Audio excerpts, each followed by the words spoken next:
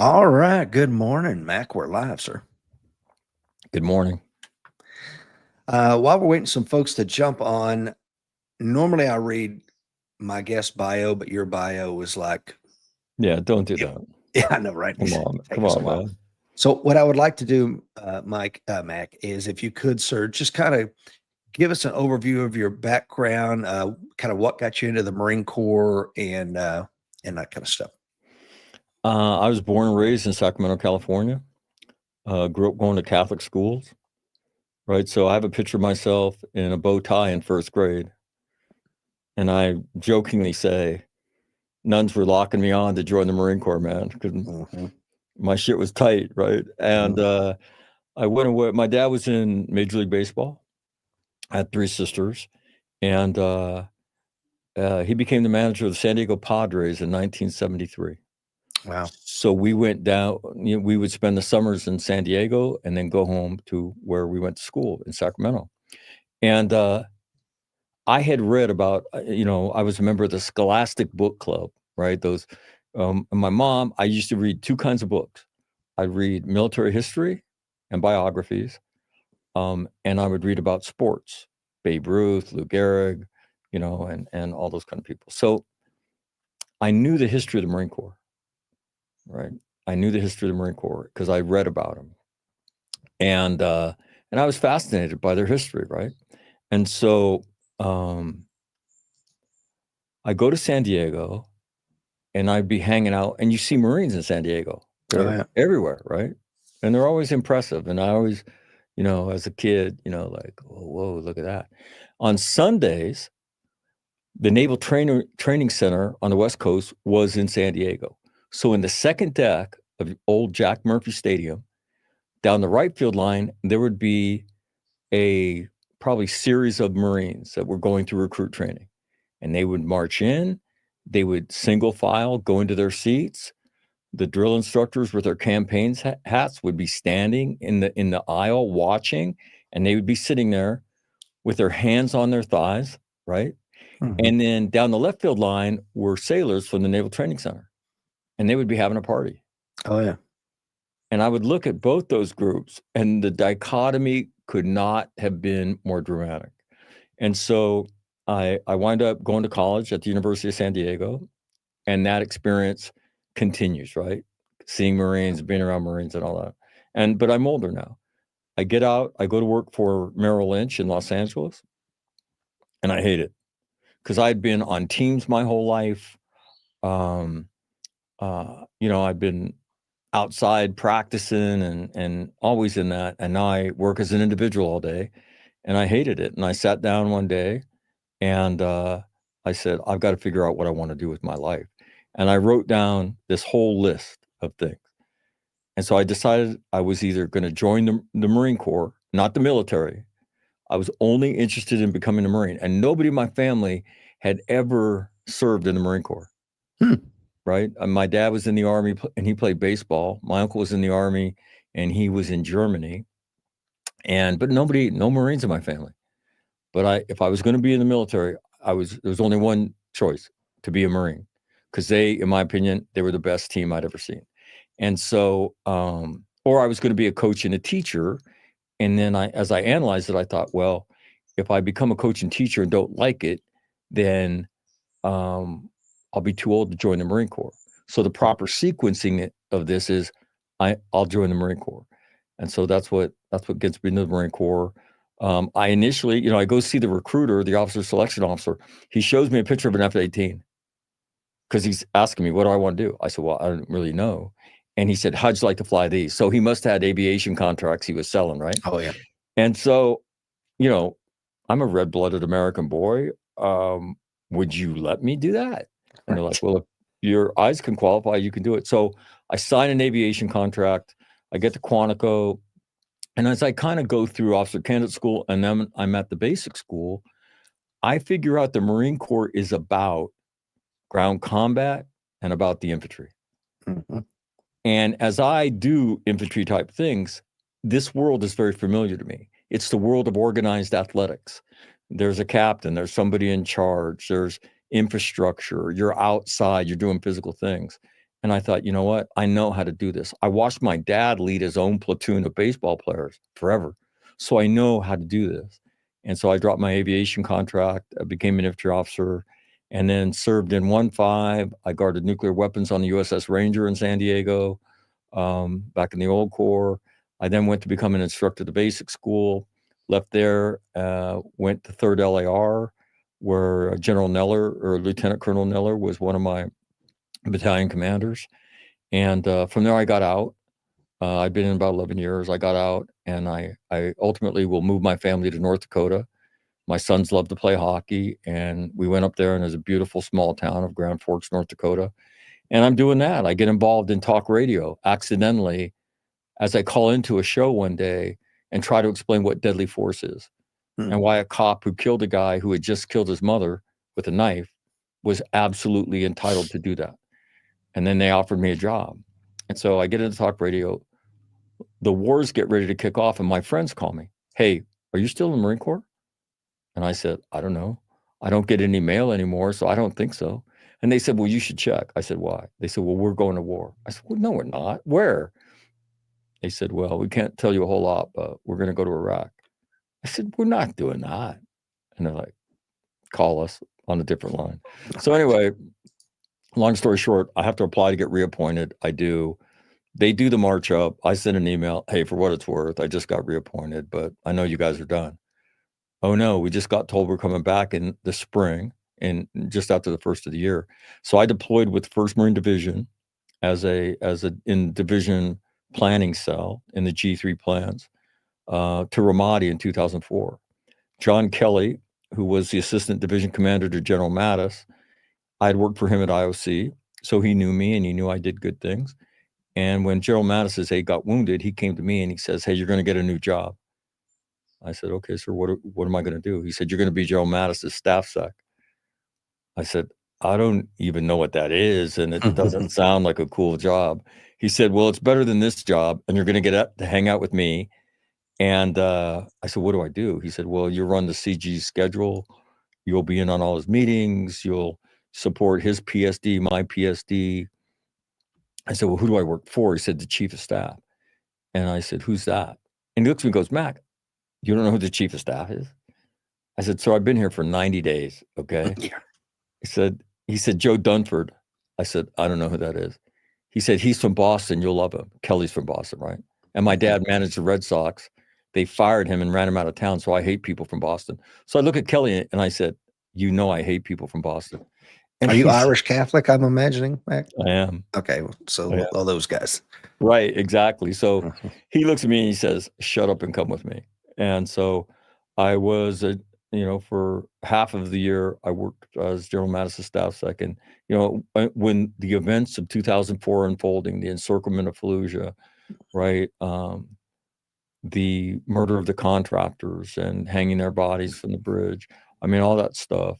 I mean, not only did I have a bird's eye seat to it, but I was in listening to this discussions as, General Mattis would have those with the major players,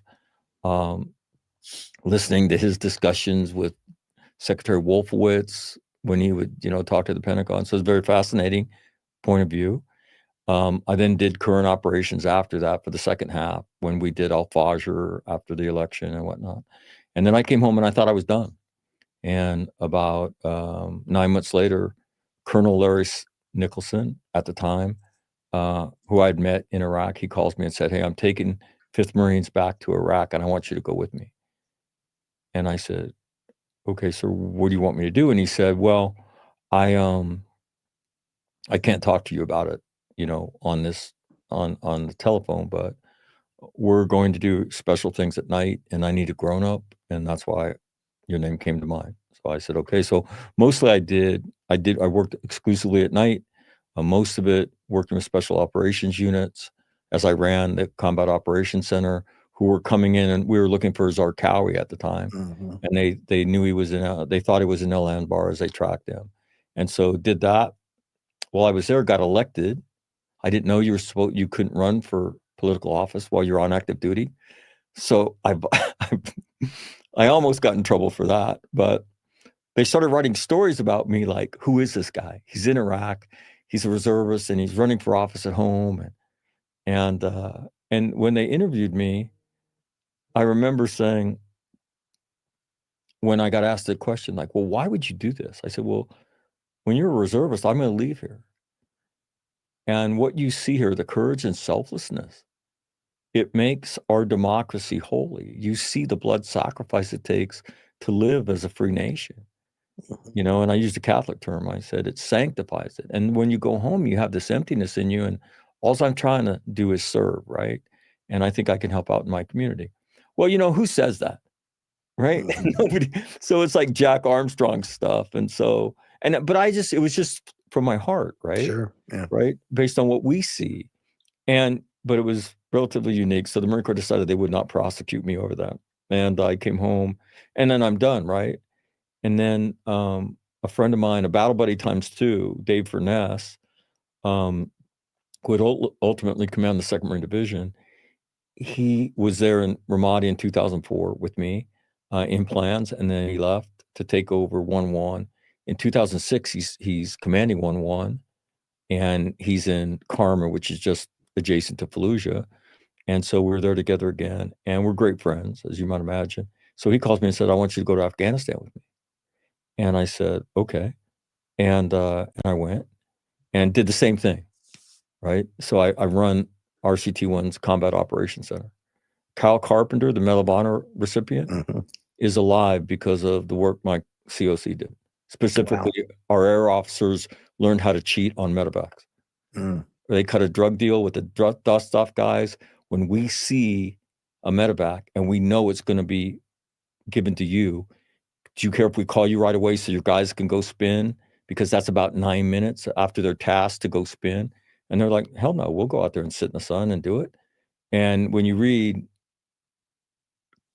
the reports on Kyle Carpenter, you'll see that as the corpsman that was treated him say, I couldn't believe how fast the medevac got there. And that was a big part in why he lived. And so we did good work, but I had done it before, right? Most officers don't get a chance to do something, the same job in combat, but I did. And so came back, and then I got a chance to retire in the Marine Corps, which I didn't think was possible. And so I stayed on active duty, retired in 2015, started a podcast called All Marine Radio. I want to talk about why we're killing ourselves and our suicide keeps going up because we don't understand it. But I know Marines won't listen to this, right? And but they're Marines, so you could trick them. And that's what I did. So I'd say, hey, we're going to talk to Sergeant Major Brown today. He was a squad leader during the Battle of Fallujah, and he comes on and we talk about that stuff. And you know how we love that stuff, and the stories are crazy and funny and whatnot. But 2/3 of the way through, I would always ask the same question. What happened when you came home? And I would hear this. Well, you have to understand that my shit started when I was a kid. It's what got me in the Marine Corps. Both my parents were drug dealers. I was selling drugs when I was 9. The shit that went on in my house, right? And so I joined the Marine Corps trying to get away from that. You know, I got married, and within 2 years I got divorced. I got married a second time. A few years later, we had kids, and then she left me, and I wound up, going to war and then coming home, and I was drunk all the time. The only time I wasn't drunk was when I was at work or deployed. 3 times I had a gun in front of me. Once it was in my mouth. And Rich, I heard a variation of that story over and over and over for 2 years. And I thought, you know what? It's helped me so much, right? And because, when I was a company commander in 1993 at 3rd LAR, I had a helicopter crash within 75 yards of me. He was it was a Huey, trying to avoid an air defense radar I had. The pilot was decapitated, co-pilot crushed to death. We're trying to save the crew chief and another Marine in the back, and everybody dies. 3 years after that, in 1996, my sister's husband murdered their 2 kids when she said she wanted a divorce. 4 years old, 6 years old. Shot them both in the head, beat her, and then killed himself. And then my 3 combat deployments, and then I get divorced when I came home, something I never thought would happen to me, and probably the greatest failure of my life. And then one of my 2 younger sisters freezes to death as a result of alcohol poisoning and cold weather in Indianapolis. And so I couldn't get away from this stuff, man. Yeah. I was living in surround sound with this stuff. And that's on top of, my family, my mom and dad separate, divorce, and they never spoke again. So the family I grew up in gets annihilated. And so the stuff Marines said to me and the pattern I saw helped me so much that I thought I need to share this. And I told Dave Furness, who had taken over the 2nd Marine Division, and he said to me, and so after he takes over the division, I go to his assumption of command at Lejeune, and then they have 6 suicides in the first 5 months. Now, I God. told you, we're battle buddies times 3, man. We're like this. Mhm. And he says, "Hey, you know that thing you're working on?" And I said, "Yeah." He said, and I'd never done it in front of anybody. He said, "I want you to come do it for the whole division." And I said, "Okay." And now you can imagine the anxiety. You're going to go talk to Marines about why they shouldn't kill themselves. First of all, they're so fucking pissed that they have to come to this thing, right? What is this fucking idiot going to tell me, right? Mhm. And this class is going to go for 3 hours. And so, yeah, imagine. So, I mean, I talk about PTSD. I was developing it just from the anxiety, but I knew what I knew. And I knew if I told them the truth, if I just punched them in the face with the truth, I knew I could help them. And from the very first day I ever did it. And so Furness introduces me. I walk out on stage and say, "Hey, my name's Mac. I'm a retired infantry officer. I'm here to tell you the truth about what it is to live a great life after you go through really fucked up shit. And I don't care where your fucked up shit comes from, because most of your fucked up shit and most of my fucked up shit doesn't come from combat. It comes from life." Right. Right? But no, people don't understand that. They think, oh, it's military suicide. It's related to combat. It's not. And so I said, and if you don't like it, I don't give a fuck. Okay. And so they look around, they're like, who is this dude, man? These classes don't normally start like this. And so all I did was shared with them the things I'd learned. And I cannot tell you, and this is my message for everybody, right? You've got to learn how to live in the valley of the shadow of death, because it's a Mhm. different life, right? But when you do, you'll get your ass out of that valley.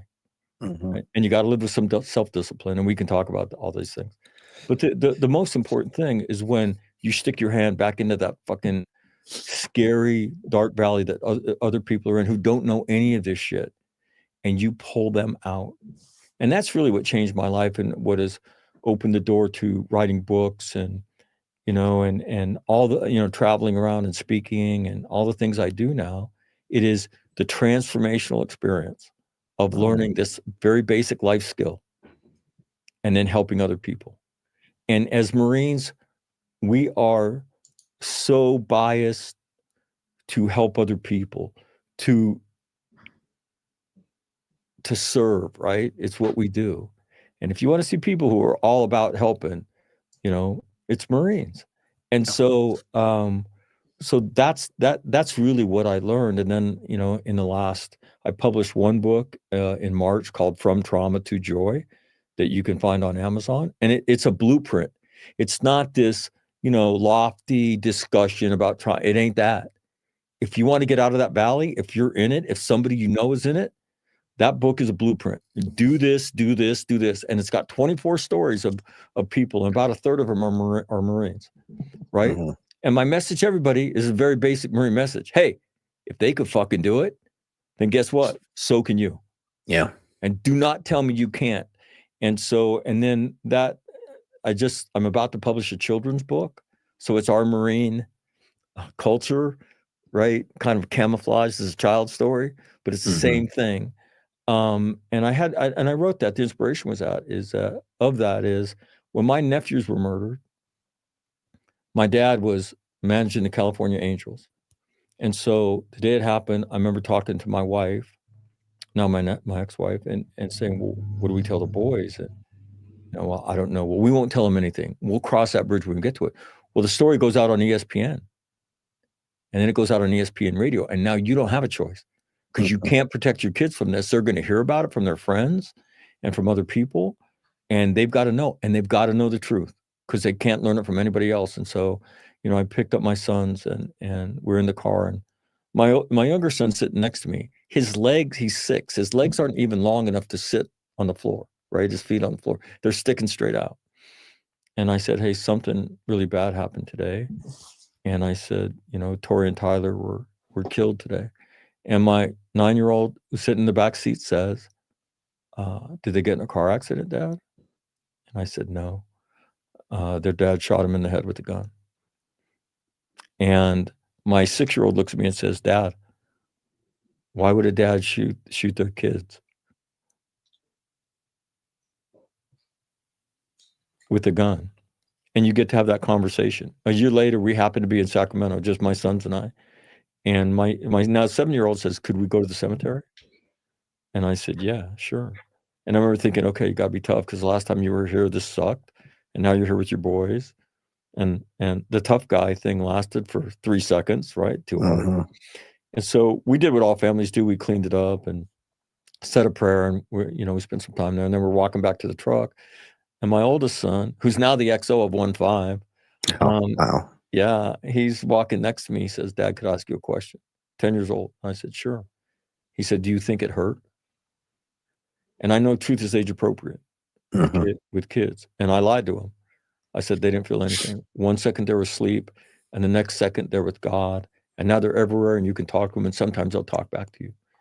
And but here's my 10-year-old trying to understand that. And so the book is called Colleen Can't Forget. It's about a little girl who sees something on the way home from the landfill with her dad, and she gets very quiet. He notices, and he says, are you okay? You're very quiet. And she says, I'm just tired. He says, okay. And the next morning she's by herself, she's drawing, it's still quiet. And so he says, are you still tired? And so she knows he's on to me, right? So she says, well, Daddy, I can't get what we saw yesterday out of my head. And he says, there's things I have in my head that I can't get out. Your mom has them, your grandma, your grandpa, your brothers and sisters have them. And she says, really? And he says, yeah. So he sends her to ask them for advice. What should I do? What should I know? And so she learns all the same things in the children's book that I talk about in the other book. All things Marines taught me, right? Don't fake it. You got to talk about it. You got to be physically active because our brains need those endorphins, right? All these things, right? And so she comes back to thank her dad. He says, I'm not done with you. She says, well, what do you want me to do now? He said, I want you to use that to help somebody. And he says, I don't know where and I don't know when, but at some point you're going to see somebody who's being quiet and by themselves. And I just want you to go sit with them and share what you learned. Share your notebook. And so weeks later, a friend of hers that she rides a bus with that lives down the street is by himself. And she goes and says, are you okay? And he says, yeah, I'm okay. I'm just thinking. So they then have a conversation on the bus, and she talks about this project. When they get off the bus, he comes up to her and he says, could you explain to me what you did? And she says, well, would you like to see my notebook? And he says, yeah. So they go over, he copies all of her notes, and then they have a conversation. And he says, my dad left our home last week, and my mom says he's never coming back. And they've had these horrible fights, and I can't get their words out of my head. And so he and Colleen have this conversation, and she talks to him, and she helps him understand that it's okay, that and this is from my gunny, you're never going to get over it. The day of the helicopter crash, you will never get over this. And I told him to fuck off and get away from me, right? Next thing, when you struggle, all that means is that you're a normal human being, right? Right. But nobody teaches us that, right? And you can still live a great life. And so that's what she teaches him. And he tells her, he said, Colleen, I've been friends for a long time, but this is the nicest thing that anybody's ever done for me. And so she's so excited to go home to dinner that night and tell her dad, Dad, you won't believe what happened to me. And so they have dinner, and she tells the story. And then as they're doing dishes after dinner, there's a knock on the door, and this boy has come back, and he's brought his little brother. All right. And he says, Colleen, could you talk to my brother and I? Could we go to the park? And so it's designed to be read by a parent with a child who they could not protect from a traumatic experience. And so you can teach them that we can convert something bad into something good, but somebody's got to show you. So that's the quarter answer to the nickel question of, Matt, could you go through your bio with me? But that's my story. A lot of stuff to unpack, as you might imagine. Yeah. Yeah. So your book, if you'll send me links to everything, Be happy to. I'll put them in the show notes so that folks can have one place to go to check it out on Amazon or wherever you buy your books these Amazon, days. come on, it's on Amazon. But and let me tell you why that's so important, right?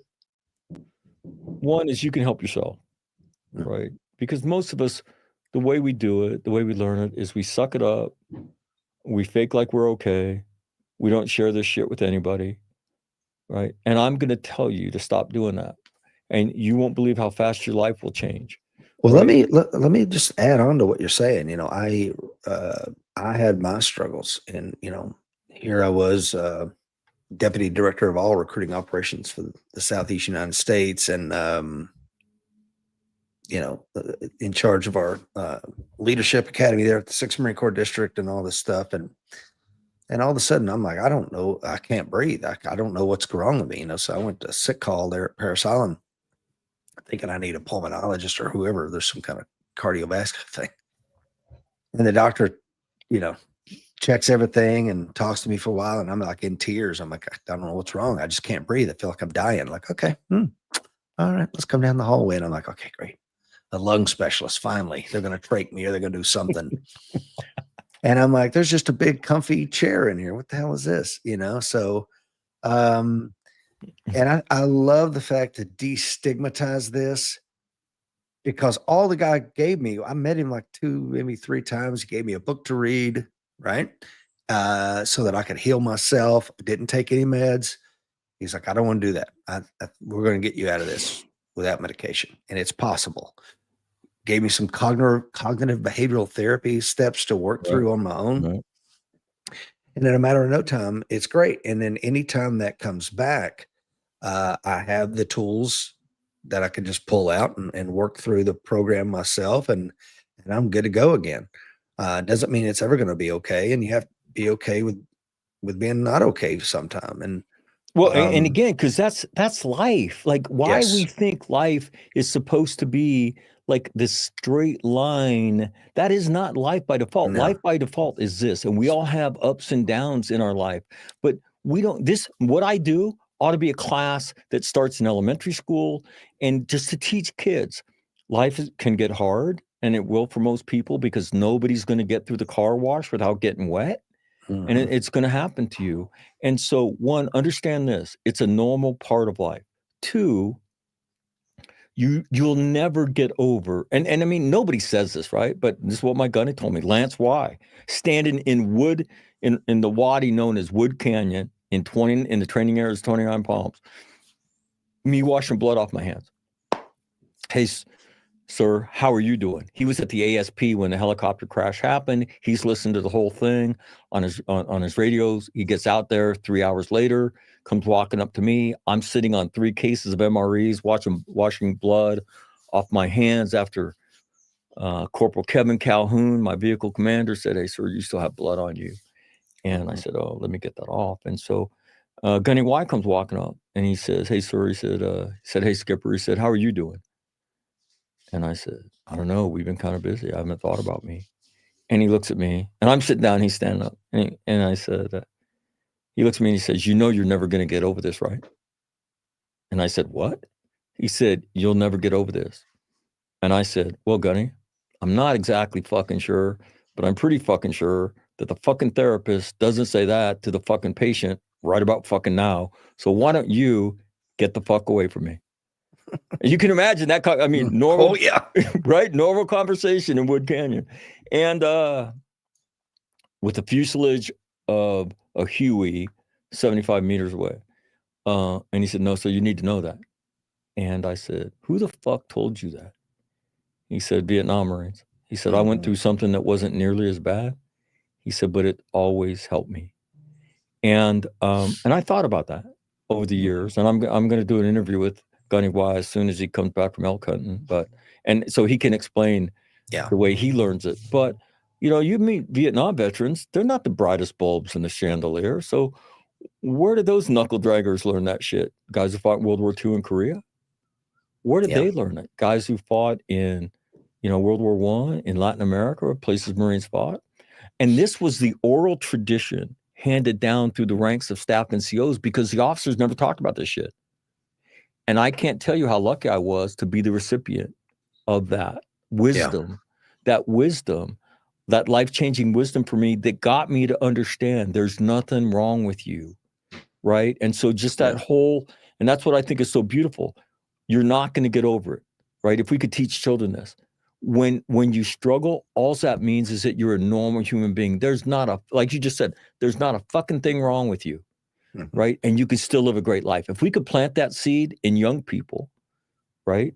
Yeah, because I'm like, Mac, I think you'll appreciate this as a former officer. I mean, at that point in my career, I did 22 years in, and I'd been a cop for 3 years. I've been in combat. I've had a lot of experiences that other people have not had. Been on a special operations team, done a lot of stuff that most human beings will never do. Been a bouncer for 5 years at titty bars outside of Camp Lejeune.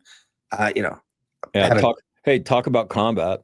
Exactly. Oh, big time every night. But where I'm going with that is to say, I felt like, oh my God, I'm weak. How can I lead my Marines again after I've, been vulnerable and weak in this office here, with this guy. So, but I want to go back to something. When I went to the school, hold on, can I just pick on one word you just said? Please, to be vulnerable. Now, I hear that. People will come up to me when they hear me tell my story.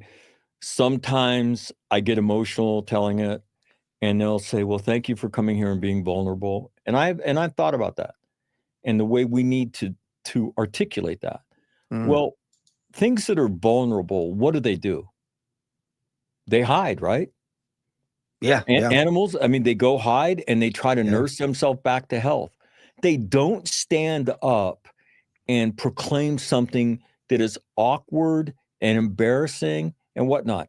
So that is an act of courage. It's no different, right, than standing up and moving when there's metal flying through the air and that voice in the back of your head saying, you've had too many near misses. One of these son of a bitches has your name on it, right? That neurotic voice that talks to you.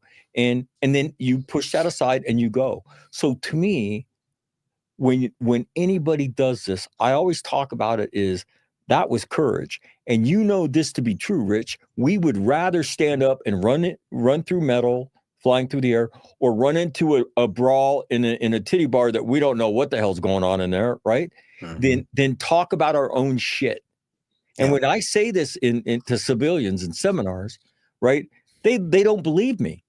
So you'd rather be shot at than do this.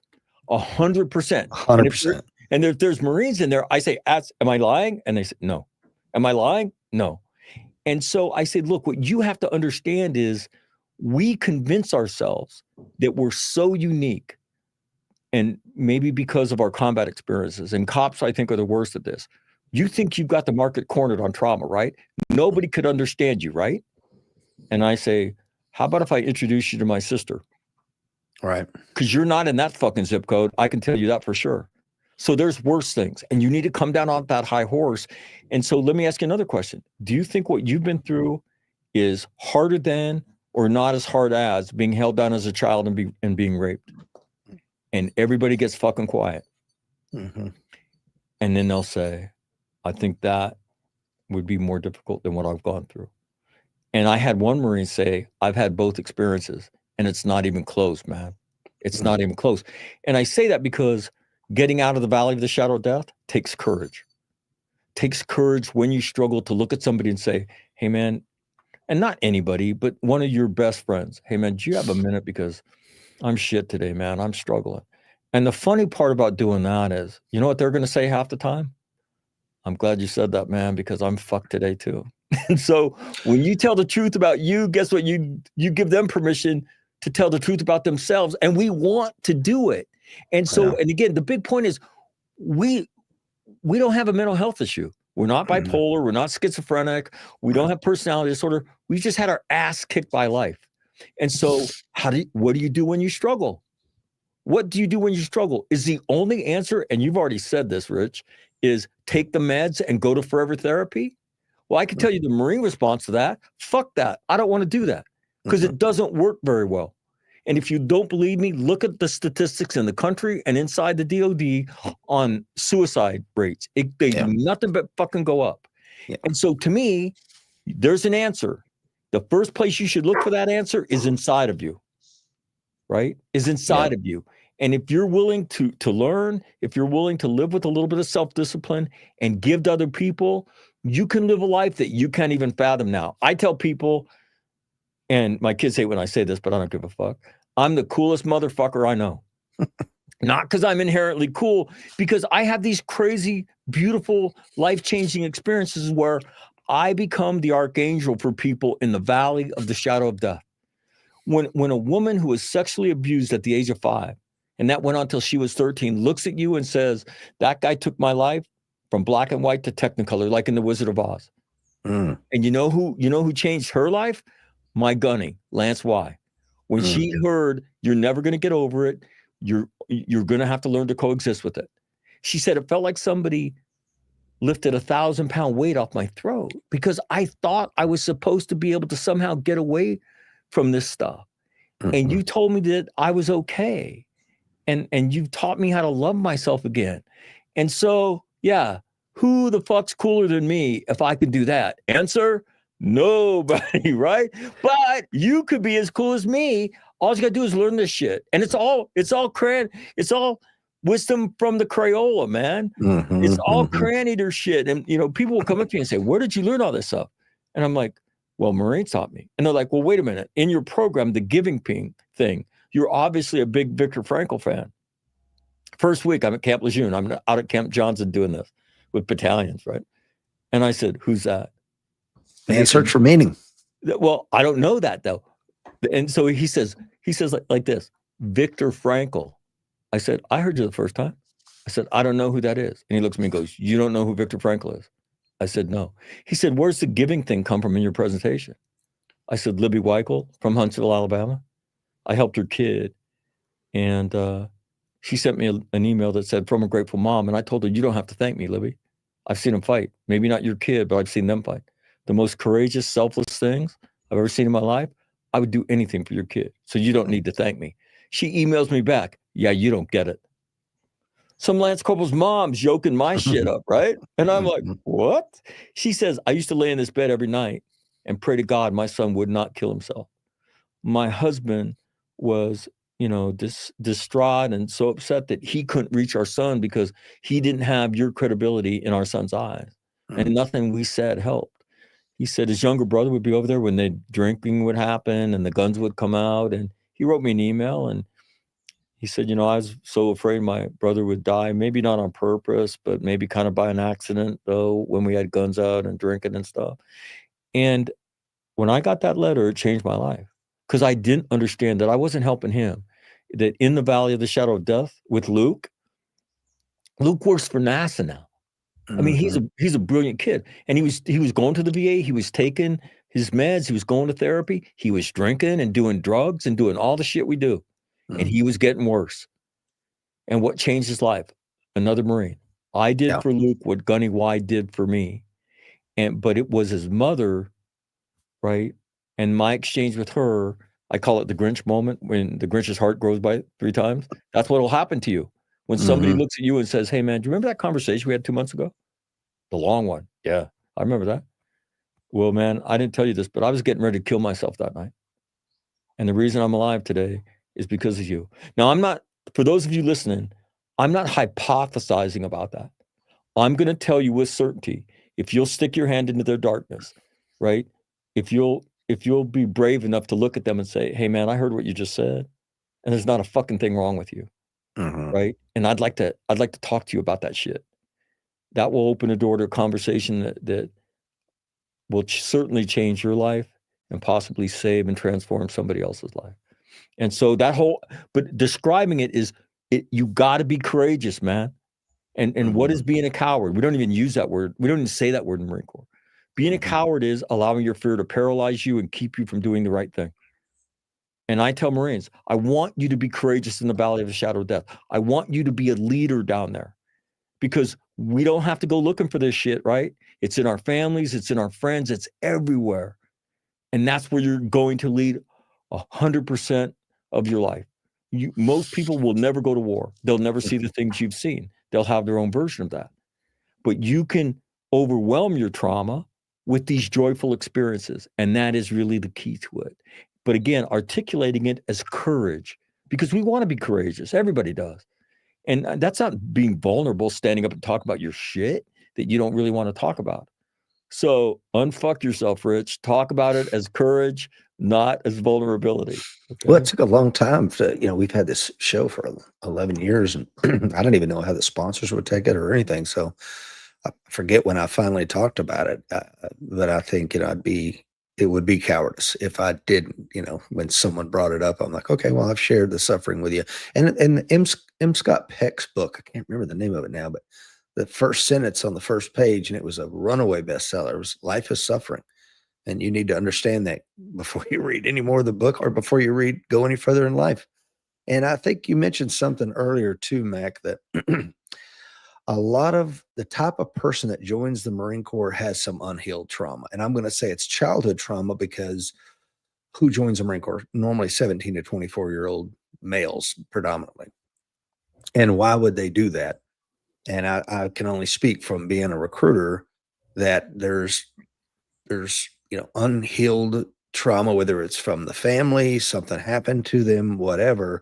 So I don't think it's any surprise that later it comes rearing back. Well, and that's Rich. I mean, it's funny because you and I have lived parallel existences, right? And so I have General Neller, he's the commandant. I have him on my podcast, right? Mm-hmm. And we're talking about suicide. And we all think it's operational, driven by our combat experiences. And he says to me, well, Mac, you have to understand that 80, 90% of Marines who take their life, they've never even deployed. Exactly. Let alone gone to combat. And my head almost exploded. I said, what? He said, yeah, they haven't deployed, let alone gone to combat. And my, the asshole Marine in me sings, they don't fucking rate to kill themselves. What's their fucking problem? Well, what you just said. So Yeah. I see a study done at the University of Rochester in New York with members of the all-volunteer force. 43% said that there was emotional abuse in their house, in their home. 34% said there was alcohol abused in their home. 27% said that there was domestic violence. 12% said that somebody incarcerated lived in our home. 11% said I was touched sexually in my own home. 25% of the respondees said 4 or more of these apply to me. I mean, think about that. And so when I do this with Marines, right, I'm up on stage, I put this slide up, right? And I look at them and say, so, Marine Corps, would you tell me that if this is all 4 branches, are Marine numbers higher, lower, or the same? What do you think every fucking audience has ever said since I started doing this 7 years ago? Higher, without hesitation. Higher, without question. And I look at them and I said, how do you know that? And some Lance Corporal will say, well, Mac, have you ever spent a night in the barracks? And I say, well, I was an officer, so I was an officer of the day, right? Which gets a pretty good laugh, right? That don't count.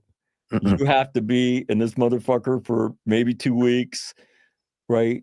At least a couple weekends, the liquor that flows, and then the craziness that ensues at all hours of the night. And so I would tell you, and that I would say probably close to 60% of Marines come into the Marine Corps with some type of child abuse, child sexual abuse, or some kind of adverse childhood experience. All the above. And think about it, right? A little kid want to be a cowboy, an astronaut, a ballerina, now decides they're going to be a tough guy. Why? And we know why. Life gets hard, and you have to decide if you're going to be somebody's little bitch, you're going to be roadkill, or you're going to become a tough guy. And the Marine Corps and the Special Operations community are magnets for those people when they go serve, because they're tough and they're not afraid, right? And so then after that, we're also magnets for people who weren't as tough as they wanted to be. And they look at the Marine Corps and say, they'll make me tougher. And so, but I didn't know that. I didn't know how much of that shit was in the Marine Corps. And you can't understand military, for instance, active duty suicide is as high as it's ever been. Why? Yeah. We're nowhere near a conflict. And the reason why, and recruiters know this, because when I do this shit for recruiters, they sit there like this. Right. And they'll tell me, well, Mac, we know, because show me a kid that comes from a fucked up home who can pass the PFT and get C's in high school, and I will sell them on the idea of transforming their life in the United States Marine Corps. And we do that for a lot of people. But what we don't realize it, and the dirty little secret of the all-volunteer forces, it's largely crewed by by traumatized young people who are looking to get the fuck out of a town, right? Who are looking to better their lives, and they see the American military as a way to do that. But we don't tell that story. We don't collect that data. And I'll tell you the reason why we need to is because leaders need to know that. They need to know that in those good-looking uniforms, those good-looking haircuts, there's a lot of trauma. And so the answer to why that motor transport operator who was in Al-Assad in 2009, when it was safer to be in Al-Assad than it was to be in Los Angeles, why did he kill himself? Well, he killed himself because his uncle raped him when he was 7. Oh, God. And he did it until he was about 13, right? And so his infrastructure was fractured. He was trying to better his life. And yeah, he was a veteran, a combat veteran, right? But that's not why he killed himself. Right. And that is such a common story in our culture, but we don't know it. And so everything that you're telling, right? And the same to include going into the room with the chair and getting taught these skills. You know how unique that was for you? Because the way most people get treated is they're going to give you a bunch of meds and they're going to tell you to come back and start going to therapy in 2 weeks. And so you've traveled a parallel path that I have, and it's just these fucking truths that we've learned, right? Yeah, and I tell you, man, they tell you on recruiting duty, like when somebody, you have these benefit tags, and so when I'm giving an interview to an applicant, it's roughly 2.5 hours, and it is like a therapy session, really, a lot of times. And if I see the kid picks the only red tag, which is pride of belonging, I know something about that kid. Why is he wanting to belong to something? Because he's never belonged to it before, probably, or he's always been in some sort of team environment and he values that, and he's kind of lost his sense of identity as a high school athlete because now he's, he wasn't good enough for college. Now what happens to me now? Here comes Daddy Marine Corps, right? But yeah, I tell you, that was me. Of course, it was me. It was most of us.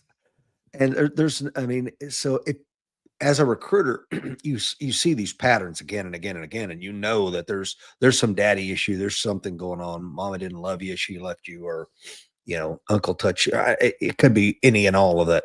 Right. And matter of fact, it's incredibly hard to sell the Marine Corps to someone who's from a loving, stable nuclear family. It is hard. Well, when I talk about suicide, right, enlisted component is 82% of the force, 92% of the suicide. Why? Because if you go to college, it makes you not want to kill yourself? No. So on the enlisted side, what I want you to see is higher density of trauma, which drives them. They grow up in places where academics aren't stressed, right? Not interested in going to college, and they're trying to get away from something. On the officer side, what I want you to see is stability in homes that, emphasize academics, that would discuss college with you, right? It has nothing to do with intellectual capacity, right? And if you've been in the Marine Corps at all, you know that, right? Yeah. I mean, you're going to meet, geniuses that are enlisted Marines, and you're going to say, hey, come here. What got you into the Marine Corps? And then they're going to tell you some fucked up story.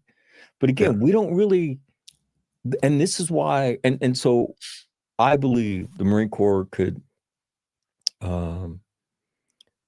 solve probably 90+% of the suicide. And who would solve it? Our staff NCOs. But somebody's got to look at them, the commandant, and say, look, you're the leader that's with them every day. You're the most experienced, smartest leader. They've never had somebody like you in their fucking life, man. And I heard General Furness say this, and it's part of my presentation. The first thing you have to do is not know them in terms of proficiency and conduct. Know them as a human being. know their story. If you make them a better human being, better Marine, better human being makes a better Marine makes a more lethal warfighting organization, right? But who's the key person in that?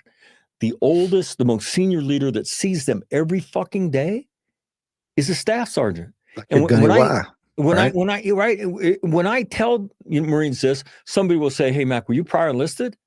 And I say, "No, man, I'm just fucking cool." And everybody starts laughing. I said, "No, man, I'm not stupid. Who's the guy that can affect this? A mental health professional?" But I will tell you this. And I talked to all three MEFs, and I talked to recruiting command, so I talked to a lot of different Marines. I have staff and COs that come up to me every time I do my leader class and say, "Mac, I've got told by my sergeant major that I need to butt the fuck out of this. My job is to get them to mental health and then butt the fuck out." And I look at you and I say, "You know that that's wrong as fuck, right?" I know. And I get told that all the time. And who is saying that? It's bottom feeder people, right? That they don't want to get in trouble.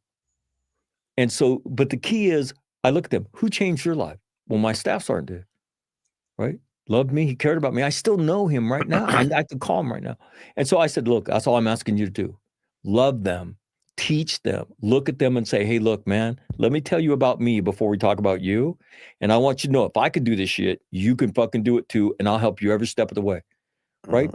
And that is the loving on one side and booting them in their sorry ass on the other side that welds people to the Marine Corps forever. It's that unique experience. And we can do that. We can fucking do this. And so for everybody listening, you can do that in your community. That's what I want you to know. And that's our challenge, is to take this wisdom and to touch our communities, to touch our families, and continually pull people out of this valley of the shadow of death. And in so doing, you will give meaning to your suffering, which is what Frankl talks about. That's right. Yeah. Right. That's it. I made my children read that book, and Night by L.A. Wessel. You know, how, he could survive the Holocaust, lose everything, and, go on to be, win a Nobel Peace Prize. Well, and you know what? I just saw, I was watching something about Charlie Kirk, and the guy asked him, "Do you ever reading this?" First book out of his mouth, Man's Search for Meaning. Yeah. Great book. Right. And so it is. But again, it's this idea of, look, you're not ever going to get away from it. And so, I remember the woman that was sexually abused starting at the age of 5. She's in my book. Her story is Laura, right? And so in my book, there's 24 what I call one-page stories. Most of them are more than a page, but that's what I call them. And that's how I want you to know that if they can do it, you can do it, right? So when she was telling me how Gunny Wise advice, "You'll never get over it," affected her, she said, when you said that, it hit me like a brick. And she said, I started laughing. I said, "Well, why did you laugh? That's not very funny." And she said, "It's the dumbest, smartest thing I've ever heard in my life." I said, "That's the Marine Corps, man. You're going to hear truth, right? You're going to hear true things, and they're irrefutable, which makes them irresistible." And so the truth of that statement, you're not going to get over it. When you struggle, it means you're a normal human being and you can still live a great life. To me, right? If we go out and preach that and we help people and we'll talk to them, watch how beautiful your life gets. It's crazy. Yeah. And my brother and I both joined the Marine Corps, and my sister ended up dying from drugs. So there's obviously some childhood trauma there. And I think recognizing it for what it is, and yet it's still, you could still have a beautiful life, and it doesn't have to carry any weight of the additional. Like yesterday, I was teaching a firearms class, and the student keeps getting frustrated. It's like, I'm like, look, don't let the weight of that last miss carry into this next string of fire. That has to be a separate thing. I mean, learn from it. If you're going to have to fail, and when you fail, you learn from it and move on. Don't just fail and let it wreck your day, man. This is a good thing. What did you learn? You know what? And think about that. And this is a Marine thing, right? Think about trying to get out of the valley of the shadow of death. Okay. And I tell people, you got to learn about it. Okay. Then don't fake it. And you got to talk. Get your money in order, because financial stress will kill your ass. understand that you're more fragile. So you've got to do this stuff. I can't take the shit that I used to be able to take because I'll react to it quicker, right? Physical fitness is now half your brain and half your body. It's not all about your body anymore. Your brain needs those endorphins. And then learn about wellness. Learn how to meditate. I don't even call it meditation. I call it calming my brain the fuck down, right? So I don't know if I'm doing it right, but I don't really give a shit because I do it the way what works for me. Learn how to use breathing to interrupt anxiety and anger, right? Learn how to push people away that are destructive in your life, whether they're family members or friends. Just because somebody's biologically related to you or grew up with you doesn't give them the right to fuck your life up anytime they want to. Agree, 100%. And then you've got to learn to live with some discipline. And there's a thing that I play that is a Will Smith thing about discipline. And he says, self-discipline is truly an act of self-love. Yeah.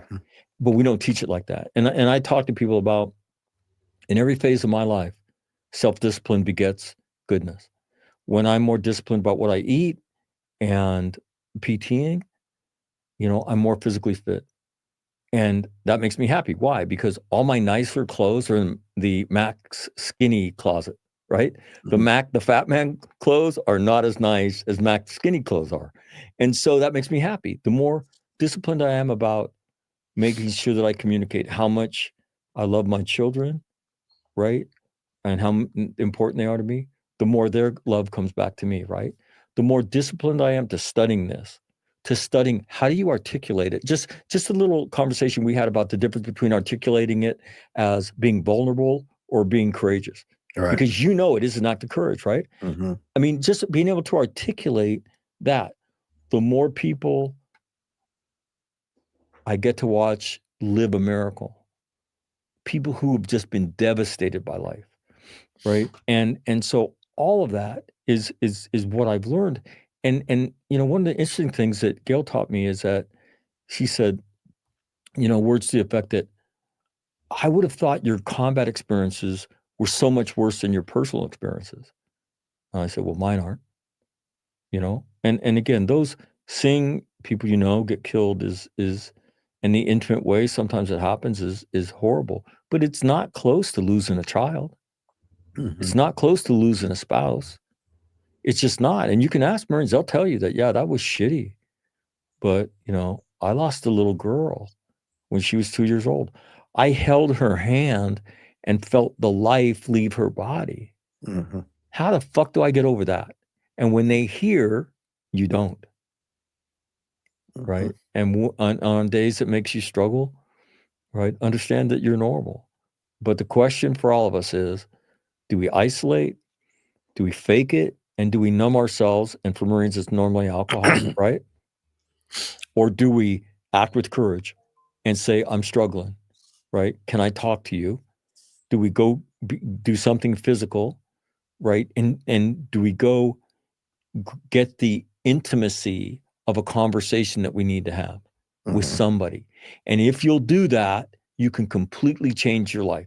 And I'm not talking about changing your life in a year or 4 years. If you want to change it in days and weeks and maybe a few months, start doing this shit and be disciplined about it. And you can live a life you can't even fucking dream about. But my frustration is, why the fuck am I teaching this? And I have this thing with the mental health community, and I don't hate them. They have a role, right? Obviously. But this is the first skill you should learn. But the first thing they do when we walk through the door is what? Here's the meds, right? And that's a cover your ass move, because if we whack ourselves, they could say, well, we diagnosed him with this. We gave him the meds. It's not our fucking fault. Did that help him? Is that what he needed? And the answer is, here's what I would say. It's supposed to. Yeah, here's what as far as my thing, like I've obviously been a podcaster for 11 years, been on a lot of podcasts, Mac, and I hear this. Well, you shoot competitively, you do been doing jujitsu for 8 years, you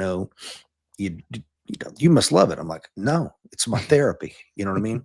Being on a mat with another man and trying to exert my will on him, that's therapy. That's church. You know what I mean? And being in a tribe where we hug each other after we grapple, or we pray together before we go to the range. And that tribe, that group of men, that if one of us goes, hey bro, I feel like I'm fucking drowning today, and you go, stop everything, clear the schedule. You know, we're going to go to the range. We're going to go get something to eat.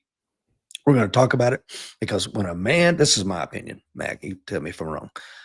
If it rises to the level where he actually verbalizes it, it's real. And, you know, you got to take him serious, man. And I think a lot of times, you know, if they're hiding the fact, like you said, they're looking off in the distance, and it's like, hey, you know, and you have to be somebody that they feel safe, they could come to you with it. And I'm reminded on the combat side of the house, when I went back to be an instructor, I really wanted to teach this class the psychology of combat. It meant a lot to me as a freaking PFC. And I'm like, I want to go. So when I got back to ITB, they had taken it out for whatever reason. But I remember one of the most impactful things they were saying, this sergeant who was teaching the class, he said, we were going to go on a MEU.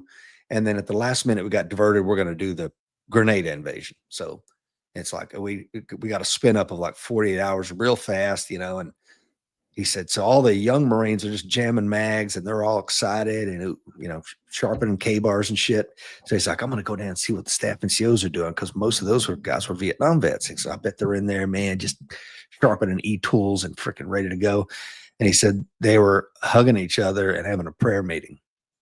He said it was somber. There wasn't no fucking backslapping and we're going to, you know, we're going to get something more. They were like, yeah, I love you, man. You know?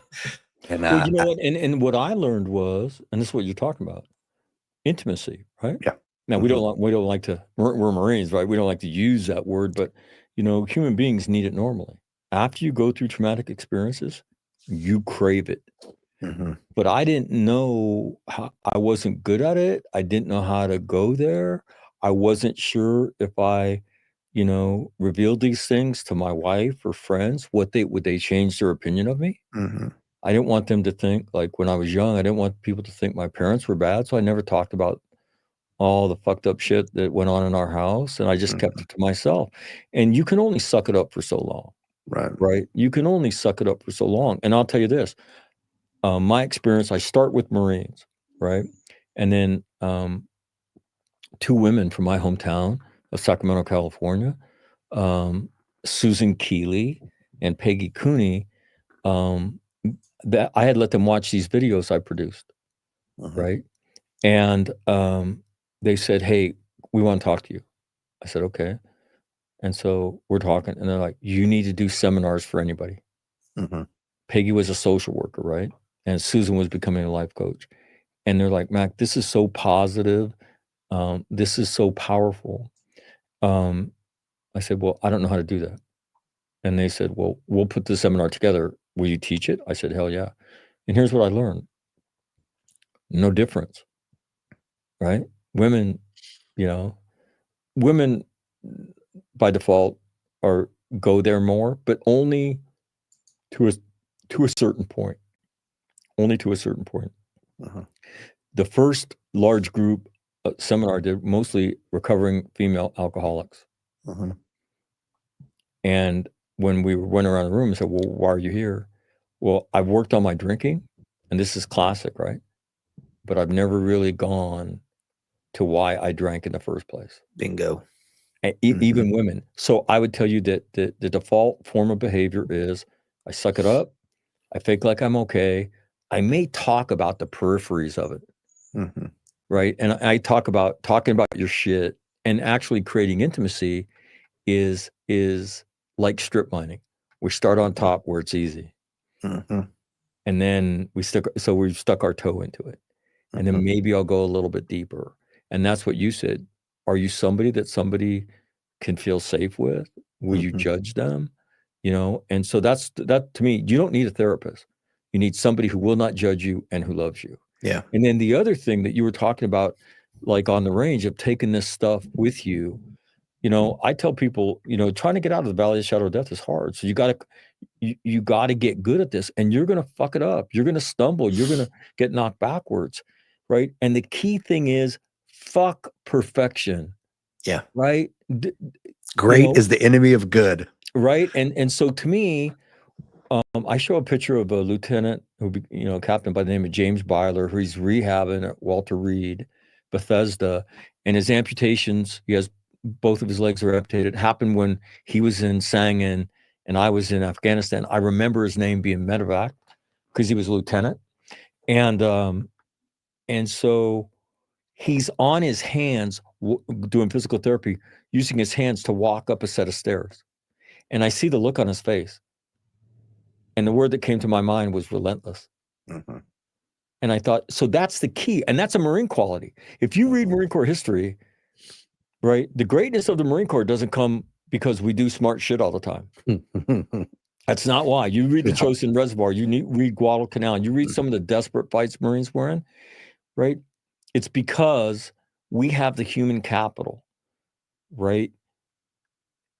That we don't quit, man. We're relentless. So the only question is, how much blood are we going to spill? Because the outcome is predetermined. Mm-hmm. You're going to fucking lose. Now, you may kill some of us, right? You may wound some of us, but at the end of the day, you and your friends are going to be dead as fried fucking chicken.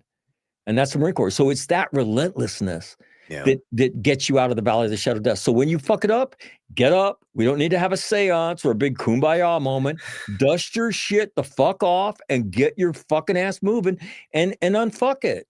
Mm-hmm. Fix, take another step forward, which is quintessentially Marine Corps, right? Mm-hmm. Right? Get the fuck up and get moving, man. Don't worry about this stuff. You're going to fuck it up, right? And like, well, I thought I was so fucked up. Well, you are fucked up, okay? But the goal is to be less fucked up the next time you stumble. Could you do that? Well, yeah, I could do that, right? Children of the Crayon fucking shit, right? This is how we do it, right? That's right. So, but all I ask people to do is broaden your lens. Mm-hmm. Your life experiences, all those traumatic experiences, whether they be from your childhood or in combat, you can use those to help other people. And in particular, if you're a combat veteran, when you look at a rape victim and say, there's not a whole lot of difference between you and me. Our paths into the valley of the shadow of death are different, but that's the small part of it. The way we reacted to that stuff, a lot the same. The way we tried to cope with it and get help, a lot the same. And the path out is the same. So once we realize how much in common we have, but when you're a combat veteran, your trauma is exalted. You're a hero, right? You're a Marine combat veteran. You're a hero. Their trauma is humiliating, right? And when you look at them and say, you and me are the same, they will immediately begin to cry. Why? Because of that humiliation. And you can help them see themselves in a different way. Right? Let me dogpile on that, because I have a very unique experience. As a police officer, I was our RAD instructor, which is Rape Aggression Defense Systems something. And me and two female officers, we had this mobile training team where we went around and trained ladies all over this several county area. And I saw this again and again, what I thought, Mac, and what I hoped would that women pre-sexual assault would come to this course, and then they would be more empowered to use violence to say this, right? But what in reality, we do a pre-course questionnaire, and these are women that are survivors of sexual assault. So when you put them in the scenarios where I'm wearing the fist suit and they have to use violence against me, man, it is a very emotional experience for them. And, almost, I hate to even kind of guess what's going on in their minds. Well, but no, you're going back into the inner sanctum, right? That's right. And when and this is what I'd say about trauma, right? It's stored very efficiently by the brain. Mm-hmm. And this is why this whole thing, you never get over it. If you get a rape victim or a child abuse victim to trust you, and at some point in your relationship, you say, could you kind of explain to me what happened that day or on those days? They will tell you in slow motion, high definition, every fucking thing that happened. And the same is true. The sights, the smells, all of it, right? What the door sounded like, exactly. Who was wearing what, blah, blah, blah. And combat veterans do the same thing. Yeah. Dude, World War II veterans, 100 years old now, don't know what county they live in, right? Haven't driven a car in 25 fucking years. But if you ask them what they did on Okinawa or at Normandy, they'll tell you in slow Crystal motion, clear. crystal clear in their brain. And so to me, that's what Gail said that was so funny. She says, it's the dumbest, smartest thing. But when you go inside that and the video starts to play, right? I would imagine there'd be a fair number of women who would start that course and never complete it, not because of what you were learning, but right when the video begins to play, there's no off switch and there's no mute button. And I don't want to go back there, and that experience takes me back there.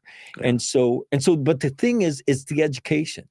Hey, you're never going to get rid of that movie, man. I wish there was a pill or a number of words that you could get to that will erase it, but it ain't happening. No. And so when you go back there, you know, you have to understand that that's a heavy place to go to, but it's an important place to go to, right? So you can teach them. There's nothing wrong with you, man. You can't have that experience without it sticking to you.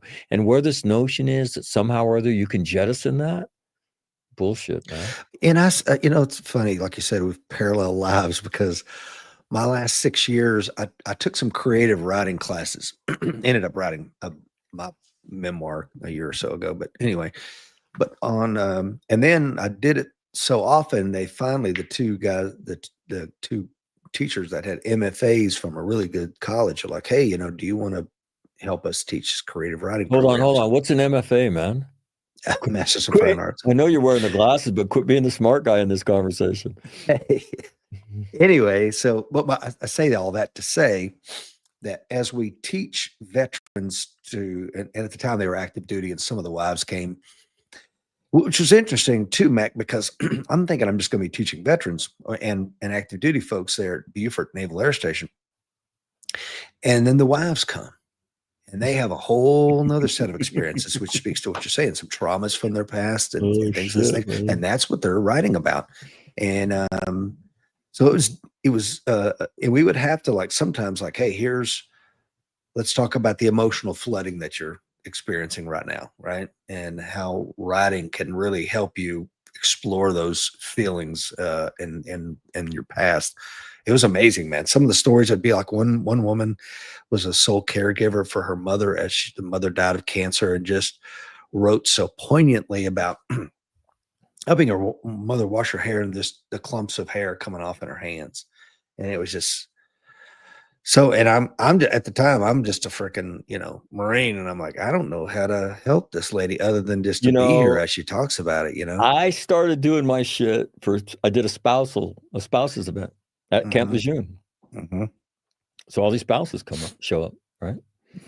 And I'm doing the class, and people say to me, well, when you do a spouse event, what changes in the class? I say, well, I try to say fuck less. I said, but clean it up a little bit. I'm not always successful at that. Because I know the power of telling the truth and being honest. And sometimes I believe that's part of it, right? I want people to know I didn't come here to bullshit you. I came here to tell you the truth. So there's authenticity, a woman, right? Authenticity. Well, the truth, I have a saying that I put on a slide, and I put Snoop Dogg's name on it. The truth lands with a thud and needs no salesman. And I look at Marines and I say, they're like, oh, fuck, Snoop Dogg, that's legit, right? And they're like, yeah, fuck yeah. I said, yeah, he didn't say that. That's my quote. I put his name on it. So you chuckleheads will think it's cool. And they're like, what the fuck? But it's the truth, man. And that came to me interviewing a Marine squad leader from Vietnam.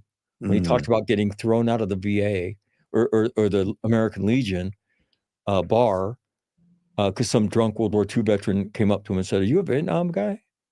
And he said, yeah. He said, I just got back. He said, get the fuck out of here, man. We don't need the first motherfuckers that ever lost a war in American history in this motherfucker. Get out. And he never went back again.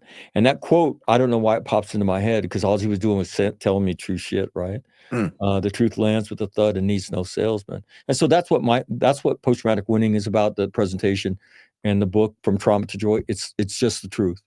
If you don't want the truth, then don't go near my shit. That's for sure. But I'm doing this for spouses, and there's a woman sitting in front on the left, and she, about from half the way through, she just keeps wiping tears out of her eyes. And normally when I'm done, a small group of Marines will want to stay and talk, and then everybody else leaves, right? Women aren't like that. they fucking stayed, right? And at the end of it, nobody left. And I'm like, yo, girlfriend, like, is nobody going to leave? And they're like, oh no, we want to talk. And so I looked at the woman who kept wiping tears out of her eyes. And I said, and she said to me, she said, I'm not sure if you noticed. I said, oh, I did. What was that about? And everybody's looking. I said, for about half this presentation, she's been wiping tears out of her eyes. She said, well, I was raised in Brazil and my mother was an alcoholic and used to beat us all the time. And I've always subordinated my childhood trauma to this idea that my husband's combat experiences, whatever they are, because I don't know what they are worse. And today you told me mine are just as important. And I was like, fuck. I said, no, I have to hug you, right? And she's like, no. I said, yeah, come here. I said, and I'm not a hugger either. And this other woman looks at me and she says, Mac, when you said husbands look at their spouses and say, because I love you, I'll never go there. She goes, I got chills because that's exactly what my husband says to me. She said, what do I do? I said, well, he's going to destroy your relationship because he's in there in that isolated place. And she said, I can see it. She said, he's dying in there. And I said, he's a Marine? And she said, yep. I said, so look, if I was you, here's what I'd do. I'd stop having sex with him. And she looked at me, she goes, the nuclear option? I said, well, if I was looking to make an uncompromisable point to a Marine that the future of my family and my marriage rested on, yeah, I would not be afraid to play the nuclear card. And you need to tell him, we need to go there. I know you're afraid that I'll judge you, but I won't. But you cannot keep me out of that part of your life because it is destroying us and it's going to destroy our family. And so it was fascinating, right? So I spoke with her about, I don't know, a week later. And she said, we were up till 3 a.m. I got home like at 10 at night because it started at 6. They stayed around and talked. And she said, and then he said to me, how was it? And she said, well, sit down. We have to have a conversation. And so he said, she told me he wouldn't budge. And so I told him what you said. And she said, so that night he told me, I will go there with you. I don't know how I'll do it yet, but I will go there with you. So I was doing this in Quantico on the stage that Secretary Hegseth gave his speech from 10 days ago.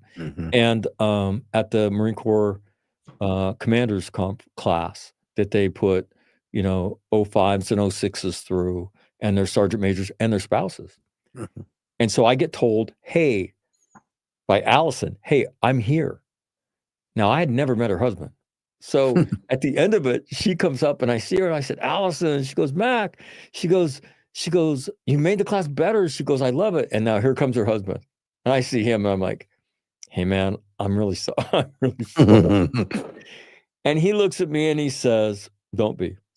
He says, she's saving my life. Wow. Exactly.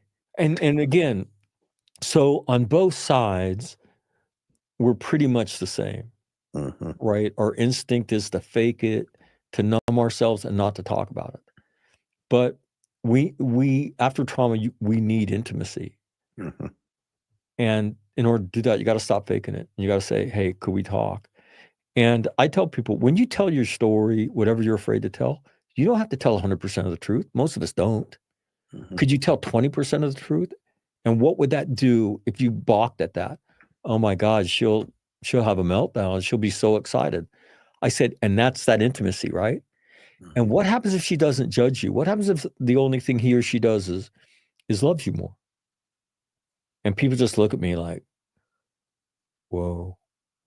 And, I had a friend who called me and said, you've changed my life. You don't even know it. I said, that's awesome. What did I do? He said, well, and he and I were roommates twice. You don't know this, but I was raped 3 times as a kid. and I destroyed one marriage, and I was on my way to destroying another one, and I started listening to you. And so, I stopped drinking, and I got my family together, and I told them the story. I said, "How scared were you?" He goes, "It's the most scared I've ever been in my life." I said, "But let me guess what happened, you fucking meathead."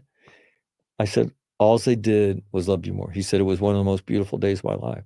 He said, "But I never heard anybody talk about it like you spoken about it.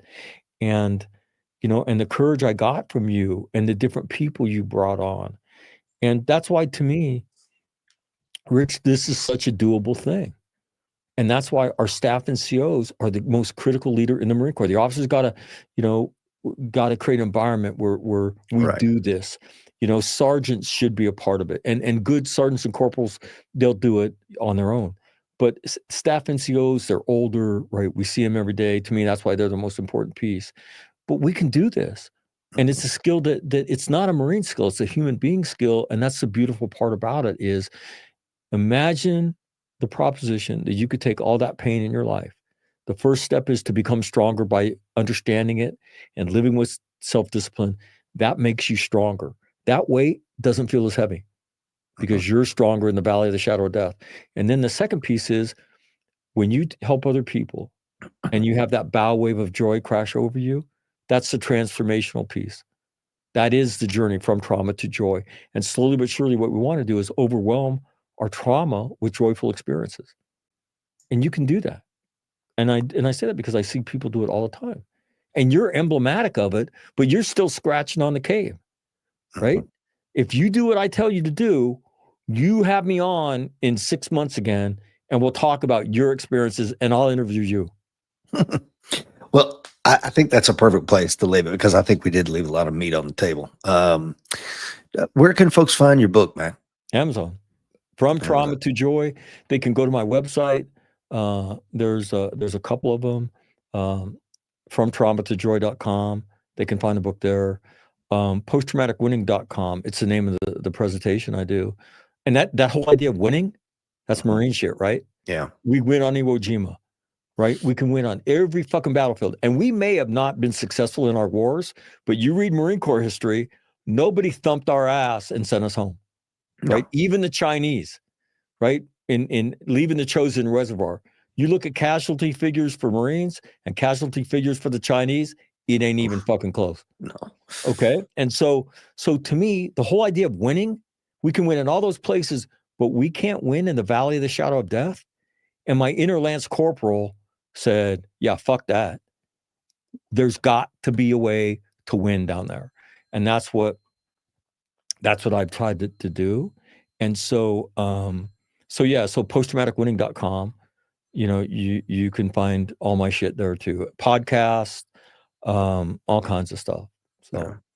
and again, you could also, one more thing, you can also find my contact information. My cell number is 949-257-3478. I'll say that again, 949-257-3478. If I can help you, if I can help somebody in your family or somebody you care about that's struggling, you call me. That will ring right here. And you and I will help them. We'll change their lives. And it's something we need to do for ourselves. Yeah. And so, Rich, thank you so much for having me on. Thank you for devoting the time you've devoted to this morning, because I'm going to tell you, somebody's going to watch this today. Somebody who's thinking about killing themselves, and they're not going to kill themselves. And that's going to be it happens every time I do this. And so I'm not hypothesizing. For me, this is like shooting fish in a barrel.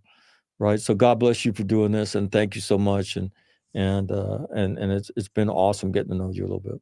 God bless you, brother. And again, we'll get you back on the show here, Mac, here in a few months. I'd love to chat with you some more. Okay, bud. Thank you. Guys and gals out there in Warrior Nation, remember the fight is coming. Be ready.